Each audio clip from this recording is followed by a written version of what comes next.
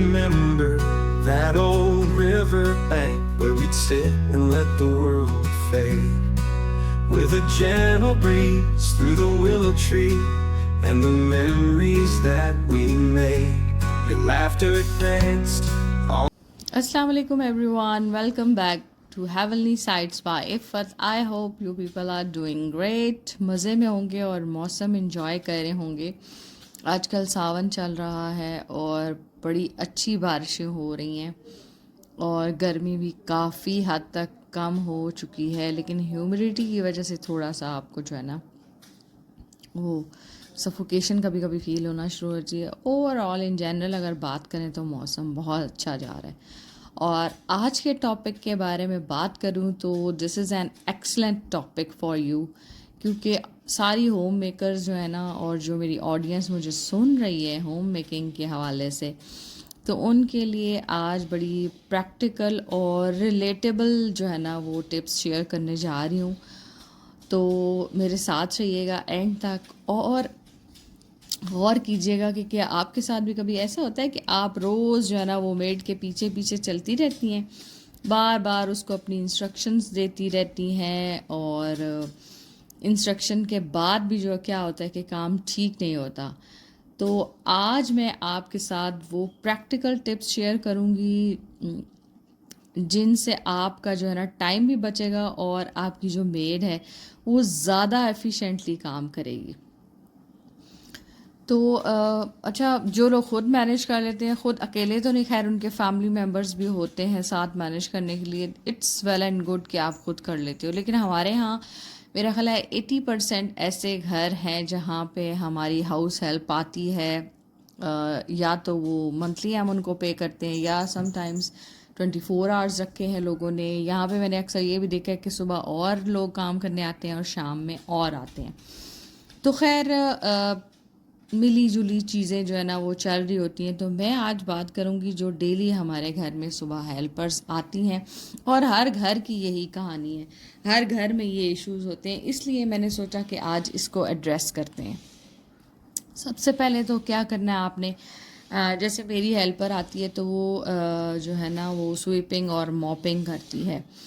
तो मैंने उसके लिए एक क्लीनिंग कैडी बना के रखी हुई है जिसके अंदर उसकी मॉपिंग के लिए भी सारी जो मुझे चीज़ें चाहिए, जैसे फ़िनाइल वगैरह हो गया, वॉशरूम्स की सारी एसेंशियल जो हम सफाई के दौरान यूज़ करते हैं, सारी चीज़ें मैंने उसको स्पॉन्जेस दिए हुए हैं. वॉशरूम क्लीनर्स हैं डिफरेंट तरह के, और जो हमारे ग्लास क्लीनर्स हैं वो भी मैंने उसको दिए हुए हैं.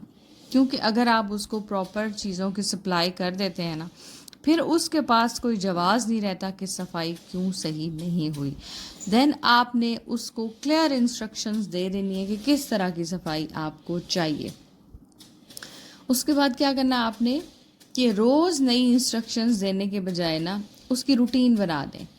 हर दिन का काम जो है ना वो उसको लगभग एक ही जैसा होता है, और जब रूटीन क्लियर हो जाती है ना तो कन्फ्यूजन भी ख़त्म हो जाती है. उसको पता है कि मैंने डेली आना है, सबसे पहले मैंने वॉशरूम साफ़ करने हैं, उसके बाद मैंने झाड़ू वगैरह करना है, और उसके बाद जो है ना वो मैं पोछा एंड पे लगाऊंगी.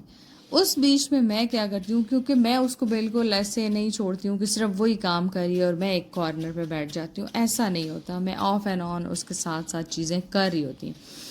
अब जैसे कि आप मुझे देख रहे हैं कि सबसे पहले क्योंकि मुझे अपने प्लांट्स को पानी वगैरह देना होता है कि उसके आने से पहले जो एक्स्ट्रा चीज़ें हैं ना, जैसे प्लांट्स के पत्ते वगैरह हैं, ताकि जब वो झाड़ू लगाएगी ना तो मैं अगर नीचे रख देती हूँ ना, सूखे पत्ते हो गए, एक्स्ट्रा टहनियाँ वगैरह जो काटने वाली होती हैं वो काट के मैंने एक साइड पे रख दी हैं. जब वो झाड़ू लगाएगी तो वो कचरा भी साथ ही उठा लेगी, क्योंकि एक ही दिन में डेली जो है ना वो जब मेड जाती है तो वो सारा जितना घर का कूड़ा वगैरह होता है बास्केट खाली करके ले जाती है. सारा दिन जो है ना वो फिर कचरा जगह जगह पे पड़ा नहीं रहता है. फिर जब वो झाड़ू लगा चुकती है उसके बाद मैं अपने पौधों को पानी दे देती हूँ कि एक पानी अगर गिर जाता है तो उसके बाद वाइपर लग जाएगा या तो पोछा लग जाएगा. फिर मैं क्या करती हूँ कि मैं सारे घर की जितनी भी सरफेसेस हैं उनको क्लियर कर देती हूँ उसकी झाड़ू लगाने से पहले. मेरे सोफ़ाज़ हैं, बेड्स वगैरह मैं सारे घर के ठीक कर देती हूँ. सारे सोफ़ाज़ को क्लीन करके कुशन्स वगैरह मैं अरेंज करती हूँ। मतलब जितनी सर्फेसेस हैं, चाहे आपकी डाइनिंग टेबल है, आपकी ड्रेसिंग टेबल है, आपका कॉफ़ी टेबल है, सोफ़ाज़ हैं, चेयर्स वगैरह हैं, जितनी एक्स्ट्रा चीज़ें पड़ी होती हैं उनको उठाएं, उनको साफ़ करके क्लियर करके रख दें। मतलब एक आपका जो है ना जितना क्लटर इकट्ठा हुआ हुआ होता है या मैस हुआ हुआ होता है ना, उसको एकदम से आपने क्लियर कर देना है। देखिए, आप कभी भी अगर आप करवाते भी हैं ना अपनी मेड से अपना बेडरूम वगैरह सेट करवाते हैं, तो मैं ये कहूँगी कि इसको आप खुद किया करें। मैंने कभी भी अपने बेड वगैरह को मेड्स के लिए नहीं छोड़ा कि वो आएँ और वो ठीक करें।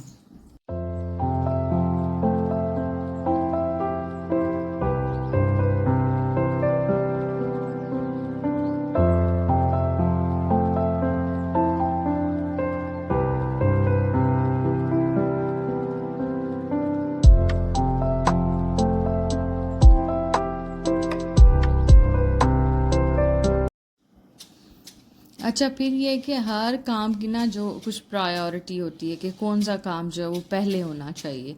सबसे पहले आप उसको बताइए कि जो भी ज़रूरी काम है वो करें। चाहे अगर आपका कुछ लोग हैं वो किचन वगैरह साफ़ कराते हैं, तो ऑब्वियसली सबसे पहले किचन साफ़ होना चाहिए, क्योंकि हमारे यहाँ आजकल गैस के शेड्यूल्स चल रहे हैं।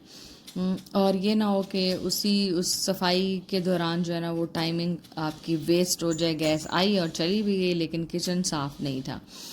तो ये आपने खुद प्रायोरिटाइज़ करना है कि कौन सा काम उससे पहले करवाना है और कौन सा काम उससे बाद में करवाना है। और उसके बाद आपने उसको एक ही दफ़ा बता देना है कि मुझे किस तरह की सफाई पसंद है, मैं किस तरह की जो है ना, ये नहीं कि आप कॉर्नर्स छोड़ दें। अब जैसे दीवार के साथ जो है ना अक्सर हमने फर्नीचर लगाया होता है, बेहतर तो ये होता है कि आप दीवार के साथ से हटा के थोड़ा सा रखें, क्योंकि दीवार के साथ रखने से एक तो दीवार के ऊपर भी निशान बन जाते हैं, दूसरा आप अक्सर देखेंगे कि जो हेल्पर्स हैं ना वो इस चीज़ को बिल्कुल ओवरलुक कर देती हैं कि थोड़ा सा आगे करके फर्नीचर पीछे से सफाई कर दी जाए, या कॉर्नर्स पे अगर आपने चीज़ें रखी हैं तो वो।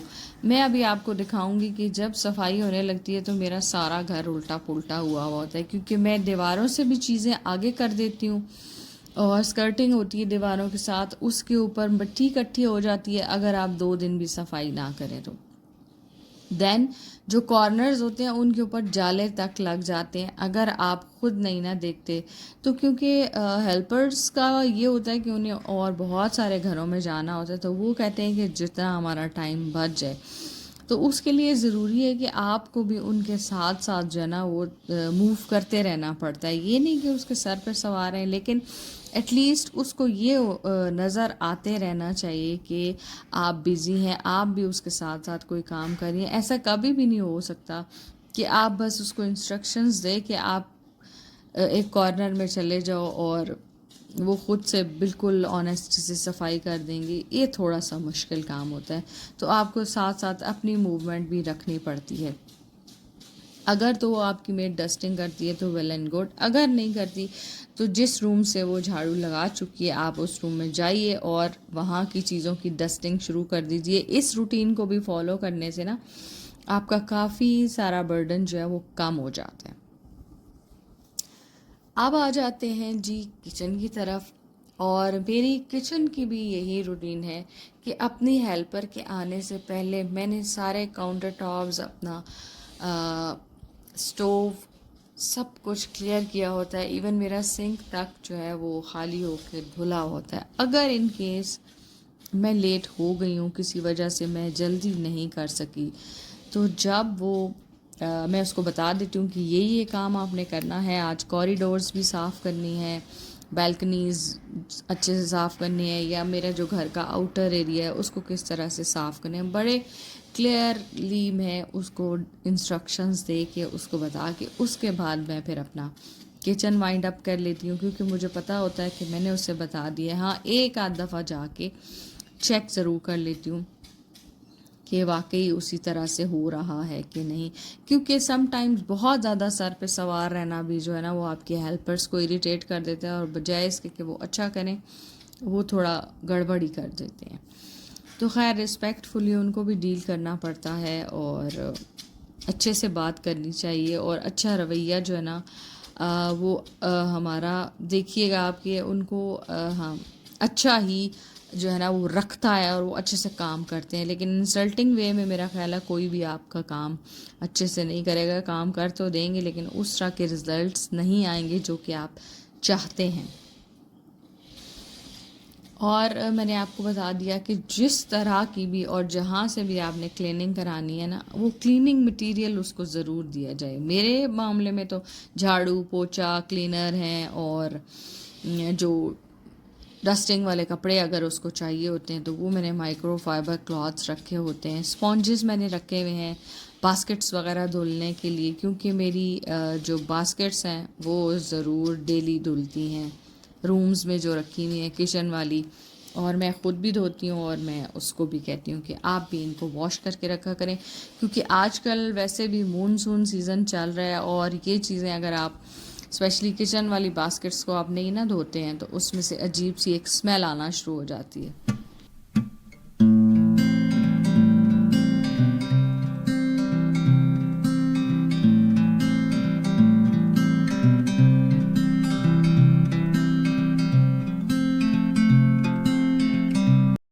अच्छा, अगर आपके घर में सब्ज़ी फ्रूट्स वगैरह कुछ भी आ जाता है आपकी हेल्पर के आने से पहले तो आप उसको भी साफ़ करें। जो पानी वाले काम है ना किचन में वो आप कोशिश करें कि आप वो पहले से करके रख दीजिए।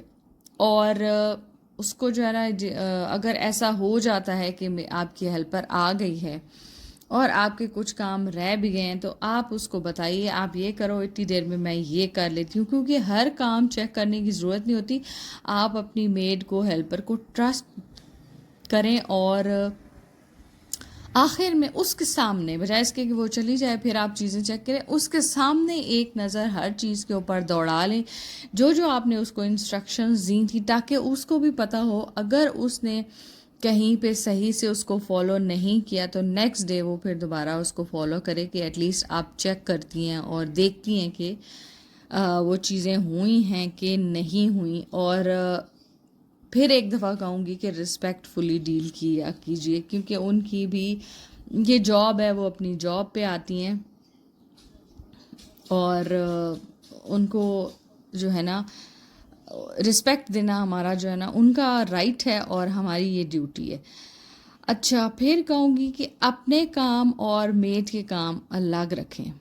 जब काम आप जो काम आप खुद करना चाह रही हैं उन्हें अलग रखें और बाकी जिम्मेदारी मेड को दें। जो उसने करना है ना वो उसी को करने दें, बजाय इसके कि फॉर एग्ज़ाम्पल अगर वो झाड़ू लगा रही है तो बजाय इसके कि आप उसको जो है ना वो बीच में कि अच्छा अभी रुक जाओ, ऐसे नहीं ऐसे करो, मैं तुम्हें बताती हूँ कैसे। आप सिंपल उसको बताएं कि कॉर्नर्स अच्छे से साफ़ करने हैं, स्कर्टिंग है उसको या चीज़ें आगे पीछे।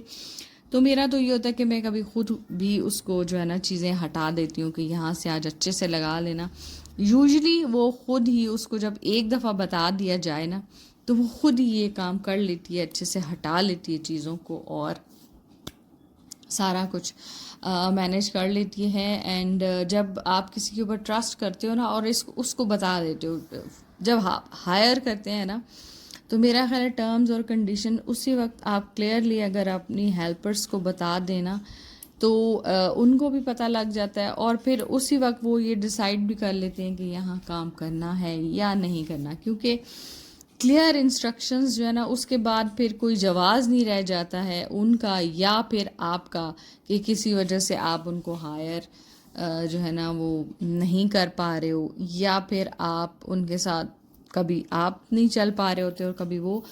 तो खैर इसमें थोड़ी बहुत कन्फ्यूजन आ जाती है। वैसे मैंने बहुत देखा है कि जब कभी इकट्ठे हो ना किसी गैदरिंग में मीटअप में तो अक्सर यही डिस्कस हो रहा होता है कि सब निराश ही हो रहे होते हैं, सबको इश्यूज आ रहे होते हैं। लेकिन अगर मैं कहती हूँ कि थोड़ी सी चीज़ों को बहुत सही आसान अल्फाज में उनसे बात कर ली जाए ना तो ये बड़ा अच्छा है। जैसे आपके पास कोई एक काम करने के लिए कोई हेल्पर आती है या if you are going to hire a male person बहुत सीधे तरीके से आप उसको बता देते हो कि हम इतनी छुट्टियां अफोर्ड कर सकते हैं कि आप 2 दिन के लिए जाओ या 3 दिन के लिए जाओ, ज़्यादा दिन के लिए आप नहीं जा सकते, दिन में इतने आवर्स हमें आप जो है ना वो काम करके देंगे। तो वो उस हिसाब से अपना मैनेज कर लेते हैं, और अगर उनको ये चीज़ सूट करता है तो वो आपके साथ चलेंगे, नहीं करता तो वो उसी वक्त वो भी रिफ्यूज़ कर देंगे, या फिर आप उनको रिफ्यूज़ कर सकते हो। तो ये चीज़ें बहुत शुरू में जो है ना वो एडजस्ट कर लेनी चाहिए। जैसे बड़े बिजनेसेस में, बड़ी जॉब्स में टर्म्स एंड कंडीशंस होती हैं, इसी तरह इन छोटी छोटी चीज़ों में भी ये चीज़ें अगर आप अप्लाई कर लेना तो बार बार चेंज करने से, बार बार हेल्पर या मेड्स के बदलने से हम बच सकते हैं। फिर जी मैं आपको एक बूस्टर टिप क्या दे रही हूँ कि छोटी छोटी सी ना अप्रिशिएशन दें अपनी जो आपकी हेल्पर है उसको, उसका शुक्रिया अदा करें कि आज तुमने सफाई बहुत अच्छी की, या फिर आज जो है ना तुम्हारी वजह से मेरा काम बड़ा इजी हो गया, या बहुत मतलब कुछ भी आप उसके लिए वर्ड्स, प्रेजिंग वर्ड्स बोल सकते हो। 1 कप चाय का उसको पिला दें, इसी बात पे वो लोग खुश हो जाती हैं और आपके साथ बहुत अच्छे से जो है ना वो चलती हैं। आखिर में आपसे कहूँगी कि एक स्मार्ट होम मेकर वो नहीं होती जो कि सब कुछ खुद करे, क्योंकि अगर आपने हेल्पर नहीं भी रखी हुई ना तो इट डजेंट मीन कि सारा बर्डन आपके ऊपर होना चाहिए। आप घर के फैमिली मेम्बर से भी हेल्प लें और काम बांटें उनके ऊपर, ताकि आप बहुत थक ना जाएं, और वर्क स्मार्ट नॉट हार्ड। और ये देखें इस तरह की कंडीशन होती है मेरे घर की, जब सफाइयाँ वगैरह हो रही होती हैं और उसके बाद झाड़ू पोछा लगने के बाद फिर सारी चीज़ें अपनी अपनी जगहों पे अरेंज हो जाती हैं, तो एकदम से घर जो है ना वो पुरसकून, बहुत पीसफुल लगना शुरू हो जाता है।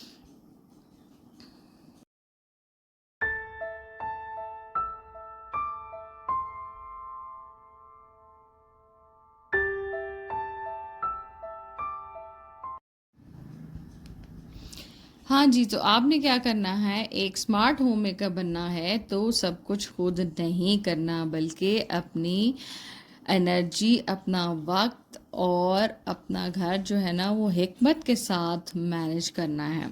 और जब हम अपनी एनर्जी बचाते हैं तो हम अपने बच्चों, अपनी हेल्थ और अपनी इबादत के लिए भी बहुत बेहतर वक्त निकाल सकते हैं। तो ये था जी मेरा आज का छोटा सा व्लॉग।